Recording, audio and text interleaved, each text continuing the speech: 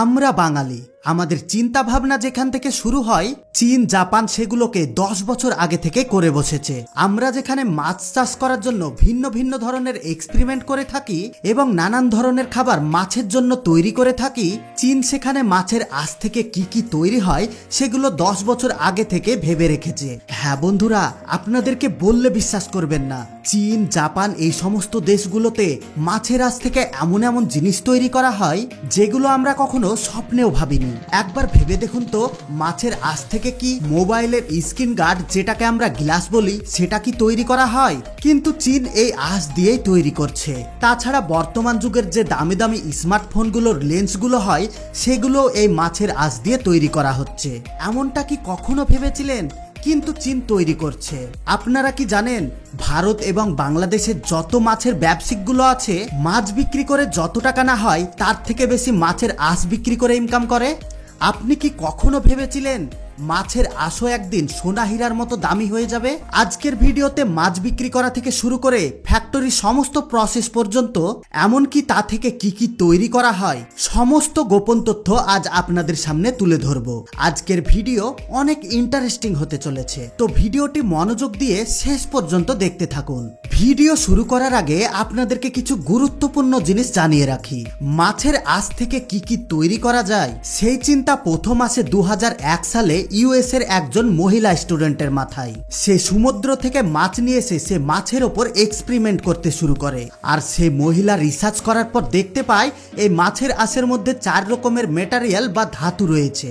আর এই মহিলার রিসার্চকে কাজে লাগায় চীনের বড় বড় সায়েন্টিস্টরা। চীনের সায়েন্টিস্টরা যখন দ্বিতীয়বার এই মাছের আঁশকে খুব ভালোভাবে টেস্ট করে, তখন তারা এই মূল্যবান ধাতু দেখতে পায়। তারপরে তারা সমুদ্রের মাছ আর পুকুরের মাছ এইগুলোকে একের পর এক টেস্ট করতে থাকে। আর তখন তারা দেখতে পায় সমুদ্রের নোনা জলের মাছের থেকে পুকুরের জলের মাছে এই ধাতু সব থেকে বেশি রয়েছে। তারপর থেকে চীনের সায়েন্টিস্টরা 2003 সালের পর থেকে এই মাছের আঁশ কালেক্ট করা শুরু করে দেয়। এই মাছের আঁশ থেকে যে মূল্যবান ধাতুগুলো পাওয়া যায় তা দিয়ে তৈরি করা হয় মোবাইলের ডিসপ্লে, মোবাইলের স্ক্রিন গার্ড আর ক্যামেরার লেন্স। এক কথায় বলতে পারেন, বর্তমানে এখন যত স্মার্টফোন বের হচ্ছে সবগুলো এই মাছের আঁশ দিয়ে তৈরি করা হচ্ছে। চীন এই কাজ প্রথমের দিকে লুকিয়ে লুকিয়ে করত, আর যখন স্মার্টফোনের চাহিদা মার্কেটে আস্তে আস্তে বেড়ে গেল, তখন তারা এই মেটেরিয়াল সাপ্লাই দিতে পারলো না। আর তখন থেকে শুরু হলো ভারত এবং বাংলাদেশের মাছের আঁশের ব্যবসা। কারণ মিষ্টি পানির পুকুর সব থেকে বেশি ভারত আর বাংলাদেশে রয়েছে। আর চীনের এই কোম্পানি মাছের আঁশ খুব ভালো একটা দামে কিনতে শুরু করলো। আর 2016 সালের পর থেকে ভারত এবং বাংলাদেশ রমরমাট এই মাছের আঁশের ব্যবসা শুরু করেছে।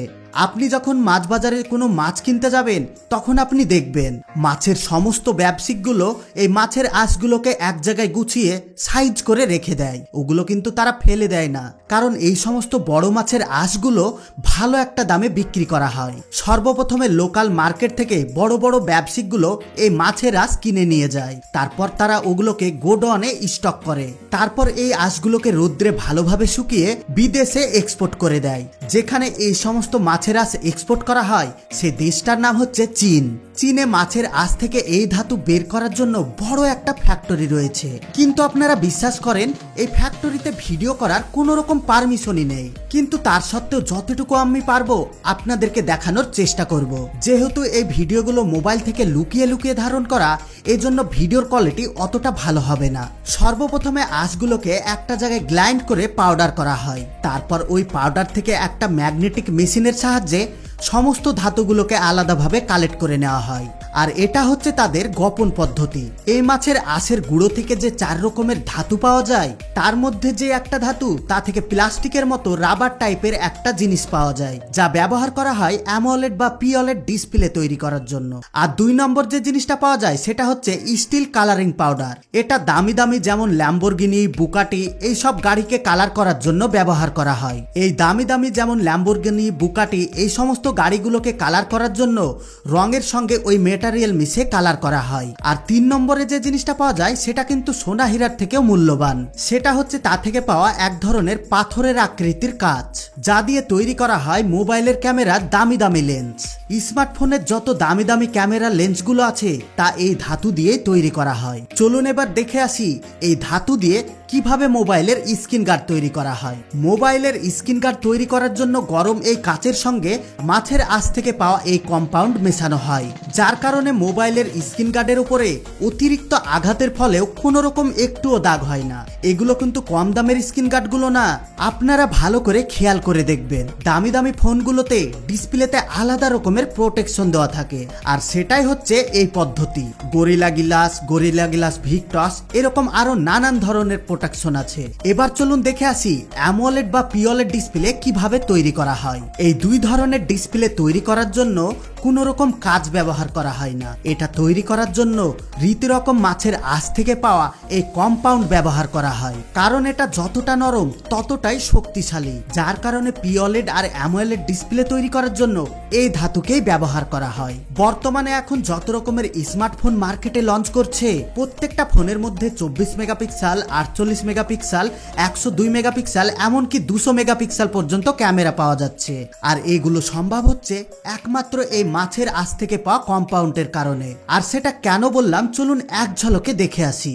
আপনাদেরকে প্রথমে বলেছি মাছের আঁশ থেকে যে সব থেকে দামি জিনিসটা পাওয়া যায় সেটা সোনা হীরার থেকেও মূল্যবান। আর এটা কোনো সমুদ্রের নোনা জলের মাছ নয়, আমাদের দেশে পাওয়া মিষ্টি পুকুরের জলের মাছের আঁশ থেকে পাওয়া যায়। আর মাছ থেকে পাওয়া এই ধাতু আর কাঁচকে একসঙ্গে গরম করা হয়, তারপরে একটা র মেটারিয়াল তৈরি হয়, আর ওই র মেটারিয়াল দিয়ে ফ্যাক্টরিতে এই লেন্স তৈরি করা হয়।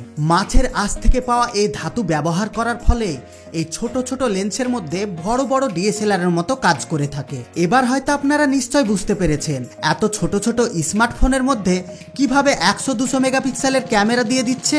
এই বিষয়ে যদি আপনাদের কিছু বলার থাকে তাহলে অবশ্যই আপনাদের মতামত আমাকে কমেন্ট করে জানাবেন। এই কুইন্টাল কুইন্টাল মাছের আঁশ পাউডার করার সময় মেন কম্পাউন্ড বের করে নেওয়ার পর যে পাউডারটা বেঁচে থাকে সেটা হচ্ছে 97%। আর এই পাউডার দিয়ে বিভিন্ন ধরনের আসবাবপত্র তৈরি করা হয়। আর শুধু তাই নয়, মেয়েদের সুন্দর সুন্দর ডিজাইনের জুয়েলার্সি পর্যন্ত তৈরি করা হয়। আপনাদেরকে যদি এই ভিডিওটা ভালো লেগে থাকে আর মাছের আঁশ থেকে এখনো কি কি তৈরি করা হয় যদি আপনারা দেখতে চান, তাহলে অবশ্যই আমাকে কমেন্ট করে জানাবেন। এই বিষয়ের উপর ডিটেলসে নেক্সট পার্ট আমরা নিয়ে আসব।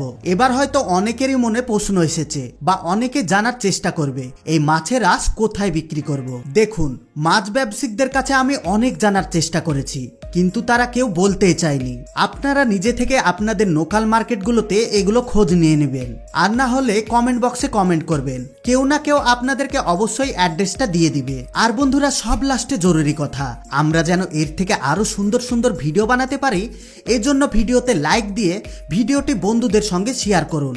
আর আপনি যদি আমাদের চ্যানেলে নতুন হয়ে থাকেন তাহলে চ্যানেলটিকে সাবস্ক্রাইব করে অল নোটিফিকেশন সিলেক্ট করে রাখুন, যাতে পরবর্তী ভিডিও আপলোড করার সঙ্গে সঙ্গে আপনি সবার আগে দেখতে পারেন।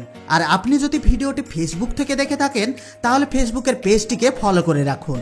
এতক্ষণ পর্যন্ত সঙ্গে থাকার জন্য আপনাদেরকে অসংখ্য ধন্যবাদ।